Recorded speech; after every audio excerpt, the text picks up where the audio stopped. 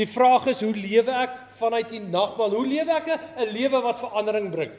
Hoe maak my lewe as kind van God, as iemand wat vrygespreek is deur die kruisdood van Jesus? Hoe bring my lewe impak?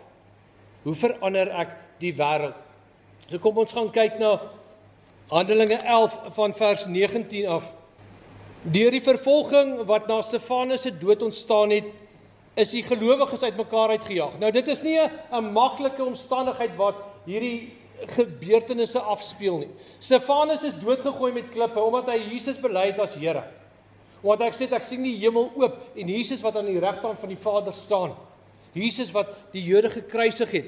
En daarna, nadat hulle hom doodgemaak het, is alle gelowiges bedreig. Dis nie 'n gemaklike situasie nie. En hulle het gevlug. En wat het hulle gedoen? 'n Party van hulle het na Fenisië, Siprus en Antiochië toe gegaan. Maar hulle het die woord aan niemand anders as aan die Jode verkondig nie. Hulle vlug vir hulle lewens. Stefanus is doodgemaak. Ons moet hardloop mense, hulle gaan ons ook doodmaak. Maar so ver hulle gaan, praat hulle oor Jesus. Dat die kruisdood was nog vars in hulle geheue. Jesus het sy liggaam gegee, Jesus het sy bloed gegee.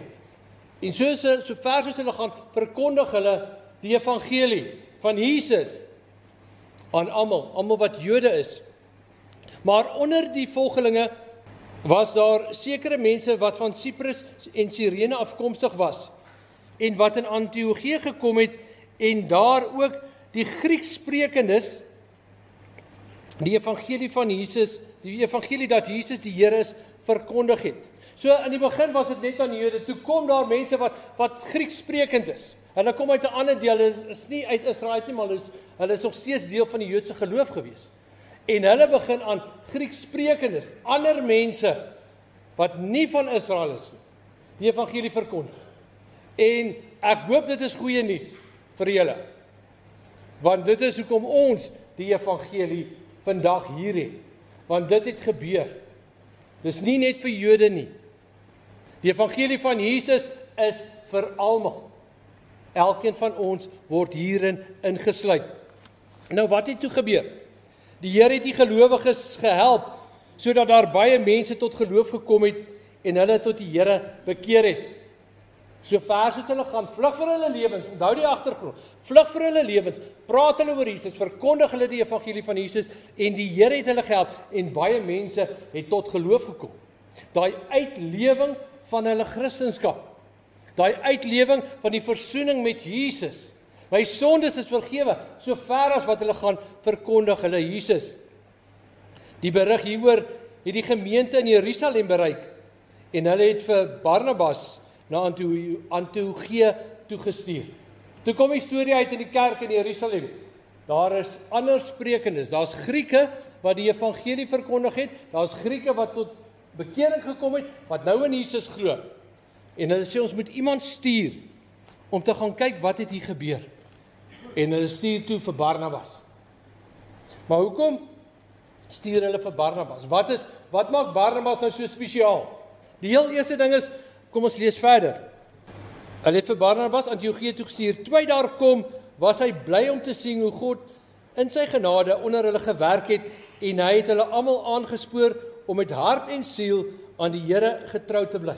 Hy kom daarso en hy sien die mense glo, die Grieksprekendes, hierdie wat nie Jode is, die glo die evangelie van Jesus en hy was opgewonde en hy was bly en hy het hulle aangespoor en hy het hulle gemotiveer.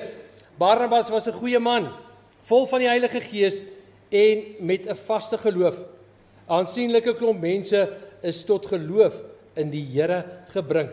Ons lees net tot daar. Barnabas word gestuur. Hoekom?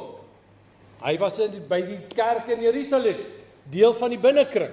Hoekom stuur hulle hom? Want hy was Hellenisties. Hy is van Siprus. Hy het 'n Griekse agtergrond gehad. En hy gaan om met die Grieksprekendes te gaan praat. Hy kom van Antiochië af. Hulle ken hom daar. So hy was die ideale persoon om soontoe te gaan en te gaan kyk, maar wat is besig om hier te gebeur? Mense wat nie Jode is nie, kom tot bekering. En wat gaan ons reaksie as kerk wees? Maar Was dit die hoofrede hoekom Barnabas moes gegaan het, want hy was 'n Griek en die mense van Antiochië het hom geken. Dit het bietjie gehelp, maar daar's iets anders wat baie belangriker is, hoekom Barnabas gestuur is, en dis hier waar ons sou ingesluit word. Ons word nou deel van hierdie verhaal. Nie omdat ons Grieks sprekend is nie, maar omdat ons vanuit die nagmaalstafel kan sê, maar ons behoort nou aan Jesus Christus, hy is ons Here, hy is ons verlosser, en soos Barnabas gelewe het, so moet ons lewe. Hoe het Barnabas gelewe? Heel eerste punt, hy was 'n goeie mens. Julle onthou nog daai tekentjie, nê, van die visie. Ek het hom juist gebruik, want omdat die Christene in vervolging was, hulle het altyd daai tekentjie gemaak, waar ook al daar 'n byeenkoms was. En hierdie visie het Christene gelei om veilig by 'n kerk uit te kom, of hy nou ondergronds was, of weggesteek was, maar daai tekentjie het altyd die Christene gelei. En daar binne staan nou, Jesus Christus, God se seun, die verlosser.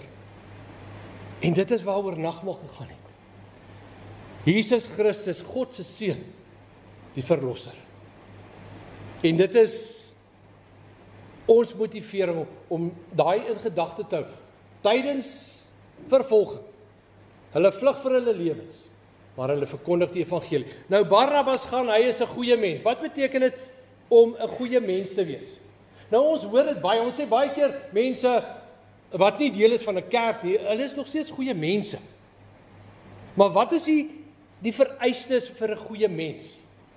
Nou ek praat nou vanuit 'n Bybelse perspektief. Jy moet God se karakter weerspieël. Dit is wat 'n goeie mens beteken. Jy moet die karakter van God weerspieël. Weerspieël jy God se karakter? Is jy 'n goeie mens? Jy moet God se karakter weerspieël, en dan moet jy staan vir sy doel. Jy moet jou beywer vir sy doel, vir sy plan, vir dit wat hy in ons en deur ons wil bewerk. Ek moet daarvoor staan, ek moet dit gaan doen. God se plan vir my lewe, God se plan vir sy koninkryk, dis waarop ek moet fokus en dis wat ek moet uitleef. So kan jy vanmôre sê jy is 'n goeie mens. God se karakter moet gereflekteer word deur jou lewe, deur jou woorde, deur jou dade, oral waar jy gaan, moet jy sy karakter weerspieël. Wat is God se karakter? Dis wie hy is, regverdige God, God van liefde, heilig. Hy ontferm hom. Hy luister. Hy gee om, hy dra. Hy hou sy woord. So kan ons aan en aangaan. Reflekteer God se karakter en staan vir sy doel. Maar die vraag is nou, hoe? Hoe word ek 'n goeie mens? Hoe kan ek God se karakter reflekteer? Nou, ek weet nie of julle hierdie goedjies ken nie. Dit is 'n fluoresent objek. Hy absorbeer lig. As hy in die lig is, dan absorbeer hy die lig. En sodra jy die lig afsit, dan skyn hierdie objek met die lig wat hy ontvang het. En dit is amper 'n idee van hoe ons as Christene moet lewe. Hoe kan ek God se karakter reflekteer? Ek moet in sy teenwoordigheid wees. Dis dit. Dit moet, as mens dit so kan stel, sy karakter moet afvryf op my. Want dis die enigste manier hoe ek God se karakter kan weerspieël. Om by hom te wees. Om in sy teenwoordigheid te wees. Om elke liewe dag, nie net Sondag nie, elke liewe dag saam met die Here te stap. Vandat ek opstaan totdat ek gaan slaap. Stap saam met die Here, wees in sy teenwoordigheid, hoor sy woord. En dan begin sy karakter in my reflekteer. En ek kan so lewe. Dis nie ek wat so goed is nie, hoor mooi, dit is God wat ons verander, omdat ons in sy teenwoordigheid is. As ek nie in sy teenwoordigheid is nie, gaan ek nie verander word nie. As daai sterretjies nie in die lig is nie, dan gaan hulle nie die lig kan absorbeer om te skyn nie. So hoe kan jy God se karakter reflekteer slegs deur by hom te wees? Met hom te praat deur die dag, saam met hom te staan, om gehoorsaam te wees, om hom te dien en hom te eer. Ons het nou nog gepraat van 'n loflied vir die Here, getuig oor dit wat jy glo, dra dit uit, praat oor hom, praat met hom, stap saam met hom, en jy word 'n goeie mens, want God verander jou.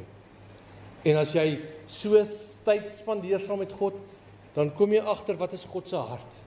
Wat is God se hart vir jou? Wat is God se hart vir die gemeenskap? Wat vra God van jou? En jy kan jouself insluit by sy doel. Here, ek verstaan wat U vra. Ek kan nou saam met U gaan en ons kan dit gaan doen. Soos daai Christene wat gevlug het. Waar hulle gegaan het hulle gepraat oor die evangelie. Het hulle verkondig. God het hulle gemotiveer. Hulle het saam met God gestap en hulle het dieselfde doel gehad. Ons moet die evangelie van Jesus Christus verkondig. Is jy 'n goeie mens? Laat ons God reflekteer. Laat ons vir die wêreld wys wie ons is. Nou dis die eerste een, reflekteer. Wees 'n goeie mens. Die tweede een is om volgemaak te wees met die Heilige Gees. Wie kan ek vra? Wie van julle is vol van die Heilige Gees vanmôre? Ons almal kan ons hande opsteek. Hoe word ek vol van die Heilige Gees? As ek aan Christus behoort, is ek 'n nuwe mens. Ek kry die Gees van God in my. En hy maak ons vol. Dit is regtig iets wat ons moet besef. Elkeen van ons het 'n kapasiteit vir die Heilige Gees. En ons word volgemaak volgens ons kapasiteit.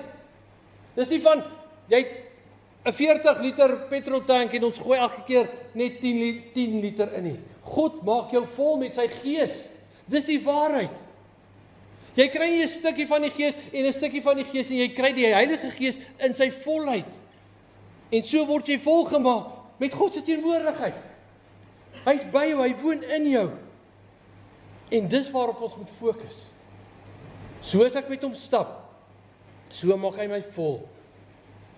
En besef dit. Jy's volgemaak met die Gees van God. Hy woon in jou. Nou lewe vanuit daai werklikheid, lewe vanuit daai waarheid. Maar hoe doen ons dit? Daar's 'n voorbeeld in Efesiërs 5 vers 18. Dit gaan moenie dronk word deur drank te drink nie. Word vol met die teenwoordigheid van die Heilige Gees. Dis nie 'n uitspraak teenoor drank gebruik nie, dis 'n uitspraak teenoor moenie toelaat dat die wêreld jou vol maak nie. Laat God jou volmaak deur sy Gees. Word vol van die Heilige Gees. Hoe kry ek dit? In die teenwoordigheid van God, om hom te soek, deur sy woord, tyd te spandeer, belydenisse doen. Here, ek kom agter hierdie dinge wat ek doen is nie eintlik van U nie. Dis eintlik wêreldse goed, Here. Ek skuif dit weg. Ek breek daarmee. Ek wil U volg. Ek wil U wil doen. Ek wil lewe soos U wil hê ek moet lewe. Here, ek skuif hierdie ander goed weg. Hierdie wêreldse goed is nie meer vir my belangrik nie. Terug na daai klomp Christene wat gevlug het. Selfs hulle veiligheid was nie vir hulle belangrik nie. Hulle het aangegaan om Jesus te verkondig. Vol van die Heilige Gees. So moet ons wees. Nie vol van die wêreld nie, vol van die Heilige Gees. En in 'n vaste geloof. 'n Vaste geloof. Waar kom geloof vandaan? Hoeveel hoofstukke uit die Bybel moet jy lees om genoeg geloof te kry, sodat jy kan lewe as 'n gelowige? Geloof is nie word nie deur 'n mens geproduseer nie. Ons kan nie geloof maak nie. Ek kan nie sê, nou glo ek harder, ek het dit en dit en dit gedoen, nou glo ek beter.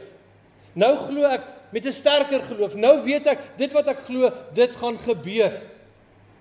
Dis nie hoe geloof werk nie. Geloof is nie afhanklik van ons nie. Geloof is 'n gawe wat God vir ons gee. God sit geloof in ons harte en vanuit daai geloof kan ons glo en kan ons vir hom lewe. Geloof is wanneer ons God se stem hoor, weer eens, deur die Bybel, deur die werk van die Heilige Gees, deur iemand wat 'n gelowige is, wat met ons deel. Ek hoor God se woord, en ek ontvang hierdie woord. Ek gryp dit aan, dit is vir my die waarheid. Hierdie woord is die waarheid, en daarop bou ek my lewe. Dit is wat geloof is. Nie van ek glo harder en harder en harder, nou is my geloof sterk. Nee, ek luister meer en meer na die Here, na sy beloftes, na dit wat hy oor my spreek. En ek vat dit en ek sê maar, ek glo dit en ek bou my lewe op dit wat God sê. En dis hoe geloof in ons harte na vore kom. Ek bou my lewe op die fundament van Christus, op dit wat hy sê. Dit is wat geloof is. Ek vertrou hom volkome. Dit wat hy sê, dis die waarheid, daaraan hou ek vas. Dit wat hy sê in die Bybel, dis waaraan ek vashou. Dis waarop ek my lewe bou, sy woord. En daaruit lewe ek in geloof. Dis 'n beskrywing van Barnabas gewees. Goeie mens, vol van die Heilige Gees, sterk in die geloof. En vanmôre wil ek vir jou vra, is dit 'n beskrywing van jou vanmôre? Is dit 'n beskrywing van jou vanmôre? Is jy 'n goeie mens? Is jy vol van die Heilige Gees? En het jy 'n vaste geloof? Want dit is ons reaksie op die kruis van Jesus. Dit is die reaksie op ons verlossing. Dis die reaksie op die boodskap van nagmaal. Ek is vrygemaak. Ek is gered. Ek is klaar op pad na die hemel toe. Ek behoort aan my Here. En nou gaan ek lewe. Ek's 'n goeie mens. Ek reflekteer die karakter van God. Ek staan vir sy planne, vir sy doel. Ek is volgemaak van die Heilige Gees. My kapasiteit is vol. Ek kan net lewe daarin. En ek het 'n vaste geloof. Want dit wat God spreek, dit is wat ek doen. Dis wat ek glo. Dis waarop ek my lewe bou. En die resultaat? Wat gaan die resultaat wees as ons so gaan leef? Wat sê hierdie gedeelte? 'n aansienlike groep mense is tot geloof in die Here gebring. Barnabas het gegaan. Hy het gesien wat hulle gedoen het. Hy het hulle ondersteun. Hy het hulle bemoedig. En 'n aansienlike groep, nie net 'n groepie nie, 'n aansienlike groep mense is tot geloof in die Here gebring. Want hy was 'n goeie mens, vol van die Heilige Gees, vaste geloof. En nou moet ons dit gaan doen. Nou moet ons in hierdie wêreld doen. Ons lewens is nie in gevaar nie. Ons het vryheid. Ons kan gaan waar ons wil, ons kan praat met wie ons wil, ons kan sê oor Jesus wat ons wil. Ons is veilig. Maar ons moet dieselfde doen wat hulle gedoen het. Hoekom? Want die Here moet 'n aansienlike groep mense tot geloof bring en hy stuur ons. Hy stuur elkeen van ons om dit te gaan doen. En hy stuur ons vanuit die nagmaal waar ons vrygemaak word, waar ons gered is.